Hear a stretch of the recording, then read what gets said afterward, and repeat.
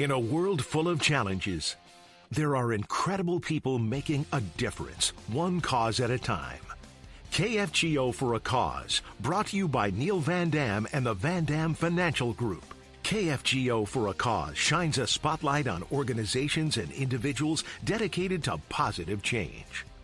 This is KFGO for a Cause, brought to you by Neil Van Dam and the Van Dam Financial Group. He joins us back in studio this Sunday morning. Good morning, Neil. Good morning. And in the studio with us, they've been on my list, and I got a cancellation, and I was like, I'm going to call Tim with the FM Kicks Band, because I feel like it's FM Kicks Band season. Tim Johnson, welcome to the studio. Thanks for having me. Thanks for sponsoring this program. You know, Tim, let's talk about the FM Kicks Band. I don't think a lot of people realize that you are a nonprofit organization and that people are donors to your organization to keep you going. Talk a little bit about the history of the FM Kicks Band. Well, we started out in 1975. Wow. So last year was our 50th year. And it was started by Fargo North band director, Dr. Edward Christensen. And he had some help from Dewey Purcell and Dr. James Condell. But Ed pretty much started up the band, and his reason for starting up the band was to give musicians opportunities to play great big band literature, to improvise jazz, and just to musically socialize. They'd get together on Saturday mornings and get coffee and donuts, and they'd get together just for kicks about once a month. Just for kicks. That's where the name came from.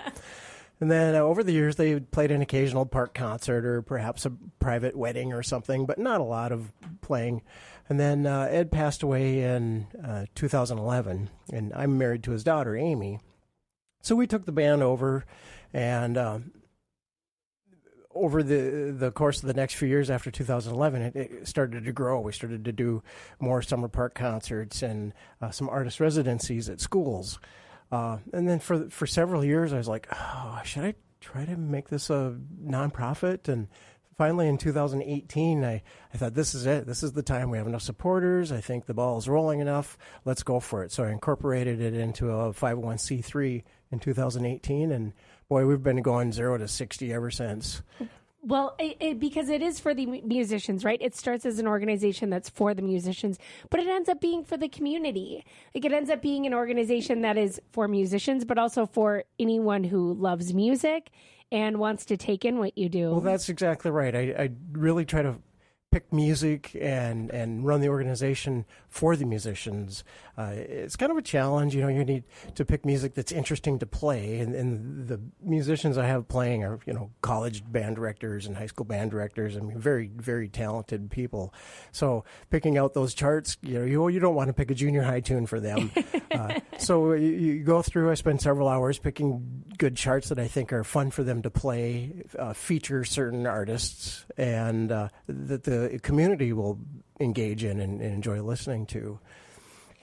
Tell us about your history with music. Like, you must have a musical bone in your body, then this means, right?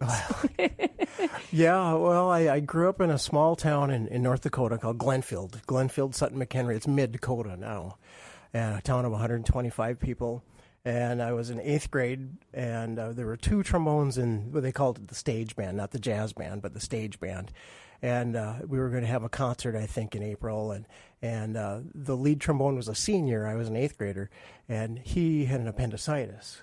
So the band director came up and said, well, Tim, you're the only trombone here. Can you play this part? And I said, well, I'll try, and I guess it went well enough that I kind of got hooked a little bit more. And from then on, I was interested in music. And, when it comes to the college time, okay, what are you going to do? And, back then in 84 when I graduated, there wasn't a lot of direction. So I was like, well, I don't know, I like music. I guess I'll go into music. And yeah. But I survived 32 years in the public schools teaching middle school band. Survived, I like that. That's great. Teaching's a good job, but it's a heck of a career. At least that's my experience with it. Yeah. Middle school is a heck of a job to have. Well, and it's not always the kids that are... And, you think, oh, I'm not working with those kids. But, the kids I didn't have any troubles with. It was they changed my job. Yeah. I started out Yes. as a band director, and I ended up elementary music and study hall. But anyways, I survived that. Yes. And now I'm on to different things. So with the band, we we have a lot of our focus is our motto is sharing the joy of jazz through education and performance. So a big part of it is our educational piece that's been developing over the years. Yeah, let's talk about that. Tim Johnson is with us. He is with the FM Kicks Band. You said that you're doing like musician residencies in schools. Let's talk about that a little bit, because now I'm interested for my kids' school. Well, I really need to mention that the band wouldn't be where it is right now without the support of organizations like the Arts Partnership in town. Yeah. With Tanya Blanich, she runs a great show there, and we get some operating support from them. The Lake Region Arts Council, based out of Fergus Falls, they cover, I think it's a 7-county area of northwest Minnesota, and we get some operating support from them. And over the years, we've gotten grants from them too. And our first grant was before we became a 501c3. We had a fiscal sponsor, and so we were able to do an artist residency. I think it was at Lake Park Audubon. Cool. And that's where the band goes into the school, and we do some workshops with them, with the musicians, and we do a rehearsal with the adults and the kids sitting side by side, and then we do a performance of like a history of jazz performance for the community. And that was very successful. We actually don't do those too much anymore. I mean, not that we wouldn't, but it's just that we have so many things on our plate. Yeah. So we've been going more to a high school, all-city high school jazz band concert, where the 7 Metro jazz bands from the high schools come in. They play for about 10 minutes apiece, and then the Kicks Band plays. So there's some modeling involved. The students are on stage. They sort of get a professional atmosphere to play a gig, and we do it at the Sanctuary, so it's a very wonderful performance venue. Yeah. You just can't take the educators out of you guys, can you? Yeah, that's right. And one of the other things that we enjoy doing is with the Fargo Moorhead Learning Bank. There's 4 concerts in one day for about 2,500 fifth graders. And that's a history of jazz show, about a 40-minute show. And the kids, at the end, it's like, and they're like, ah! So we try to rile them up a little bit, and play some fun stuff for them and give them a tidbit of history and jazz information. What's the most popular song for that age group? Ooh, that's a good question. Yeah, well, probably the Flintstones. Really? Do kids still know Flintstones? Yeah, and the Pink Panther, you'd be surprised. And I said, what's this song? Pink Panther. Wow. We throw in like the little Incredibles in there, but probably the most popular is when I say, and now for something completely different. And we'll play Star Wars. Oh, cool. I love that. Yeah. I mean, it's so important that organizations like you exist, because unfortunately, as we know, music education is sort of the first thing to get cut. We saw that at Fargo Public Schools just this spring with the orchestra program going away at the grade school level. Mm-hmm. That's a big deal. Especially with a large school district like this, sort of setting the standard. Where you just don't think it's going to happen at somewhere like Fargo. And it has such a great reputation that's getting tainted now. Yep, it is. And it's sad, and it's just inevitable sometimes in some of these school districts that these things that, like yourself or myself think are absolutely necessary for a kid's well-rounded education sometimes go away. And so if organizations like you don't exist, they don't have the access to seeing music and seeing arts in the way that they should all the time. So it's really important. And that was part of the catalyst of why I developed this summer will be our 3rd year of a summer jazz band camp. Yeah. I forgot you do that. It started out just for teens and 3 sessions. We do it at MSUM. They've been so supportive at MSUM. We love being over there. And we'll just do a hit and run, so to speak, 9 a.m. to 11:45, and they get a 20-minute session. Are you guys technically part of College for Kids? Not technically. No. Just there. Okay, Yep. Sorry. So we just kind of break it up where they'll come in and do a master class, and they'll have a 20-minute workshop on history, a 20-minute workshop on ear training. Then the instructors will get up and play a couple of jazz tunes for the kids. And then they go into the rehearsal, and by the time, in a little bit, doesn't take very long and time's up. And Yeah. this year we're adding big band and jazz combo option because I took the feedback from the students last year. They said, we got to have a big band. We want more jam sessions. So I said, okay, how are we going to do this? Well, we're just going to add on an optional. They don't have to, but like from noon to 1:15, let's get together and have a jam session and have a big band. So there'll probably be a couple of different groups going on after that, after Yeah. hours. But that's you can sign up for that right now. We're already getting good interest in that. And I'm going and I'm visiting schools. So if there's any teachers that are saying, "Hey, I could have you. I'll come to your school. I'll drive quite a ways too." And just to try to get the word out because it's sort of snowballing. I'm getting students asking about it and emails, and it's just really a wonderful experience. We've got, like I said, 10 of the jazz pros in town. You could think of most of them. You probably would say, "Oh yeah, I recognize I know that name." Yeah. Very so cool. the first week of June, Monday through Thursday. Okay. Then Half days. Mm-hmm. And then the second week of July and the last week of July. And then the students are invited to play at our jazz festival on August 2nd, Sunday. Oh, very cool. Sunday, August 2nd. And I'm sure people can find information if they want to check those camps out for their kiddos on your website. fmkicksband.com. As easy as that. There's a whole page for the jazz camps. Okay. And it's open to all ages this year. Oh, really? So you could be an adult and come in.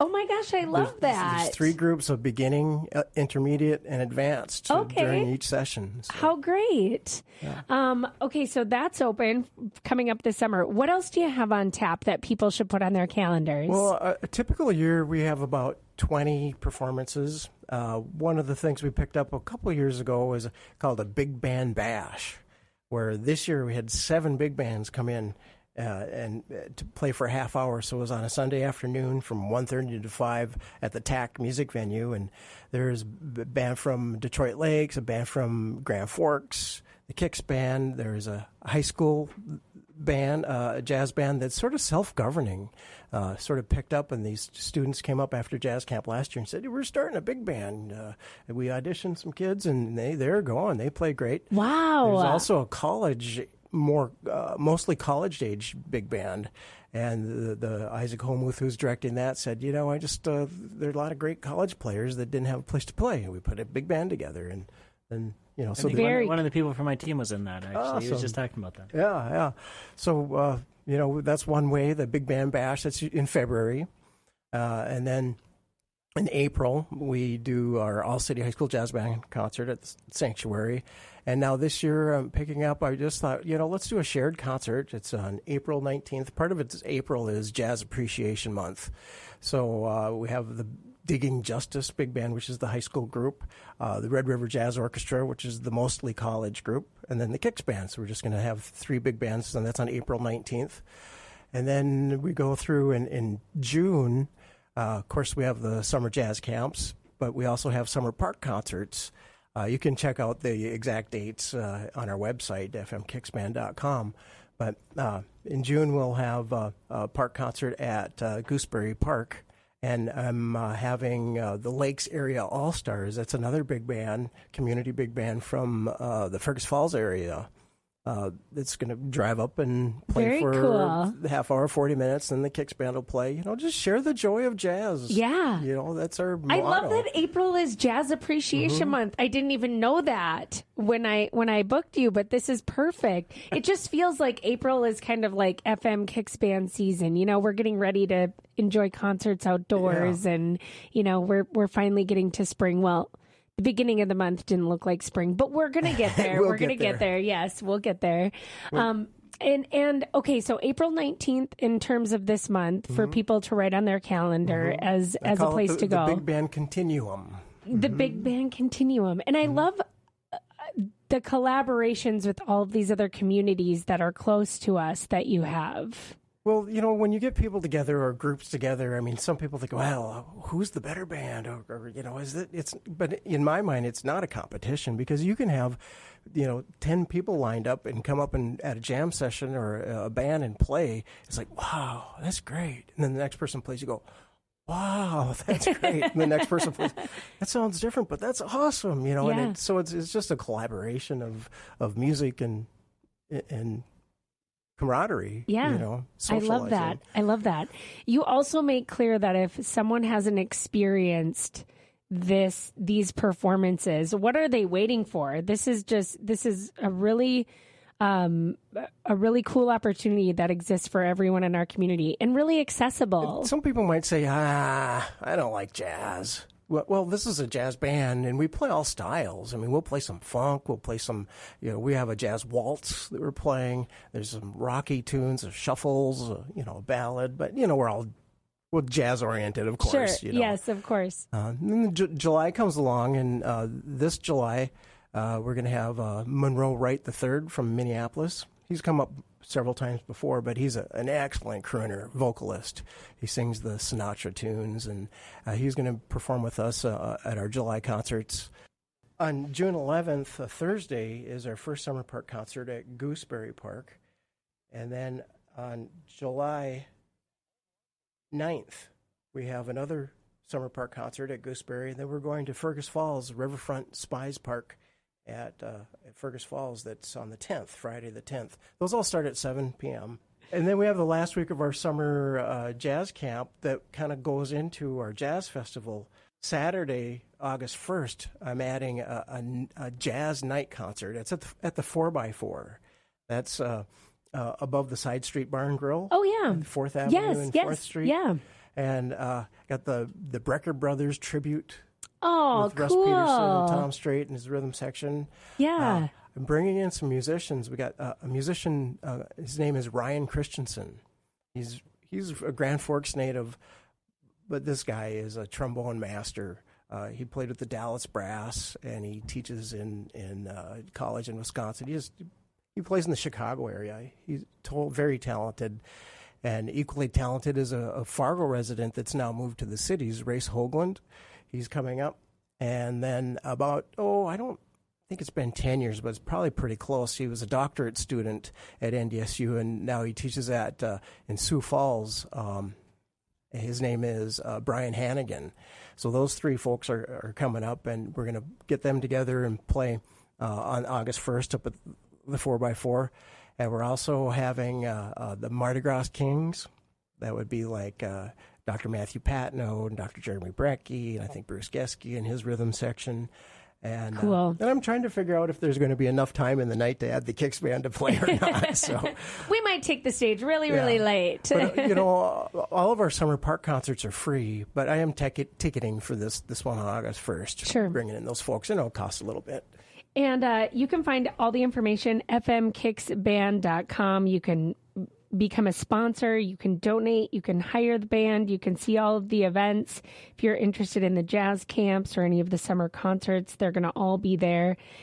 There's always room in this community for more. And so enjoy the music. Come out and see the music. That's evident with these other big bands starting up. Yeah. Sure. But maybe our feature event of the year is our jazz festival. That's on Sunday, August 2nd, noon to 5 o'clock. And that's where we're going to feature the students. The student combos are going to play, and there's the instructors combos. The instructors of the jazz band camp play. The Kicks band plays, and then we're going to have those guest artists come up and play that I just mentioned earlier. And then the Kicks band will finish it off about 4:10 and be done by 5 o'clock, August 2nd. Very cool. And then in September... Yeah, September 12th, did I see? Mm-hmm. At Viking Ship Park. Right. 3 p.m. The Omcomp Center right Yep. over there. That's our last Summer Park concert of the season. One thing we're adding, too, is last year for seasoned, well-known musicians that, I'm thinking... We should give you a little love while you're, we had a toast concert, not a roast. We want to keep it nice, but a toast concert. We did this for a long time, a musician in town, John DiFiore, last year. And we're going to do another one on August 20th at the TAC for David Ferreira. Oh, great idea. That'll be How so much fun. fun. And he's a wonderful vocalist and pianist, and yeah. we just can't wait for that, too. Well, follow along. If you can't find something to attend over the next few months and over the summer months with the FM Kicks Band, you're just not looking. fmkicksband.com. And thank you so much, Tim Johnson, for coming in and talking about it. And congratulations on all your success. Well, we appreciate it. Thank you very much. And thank you, Neil Van Dam. Yeah, thank you.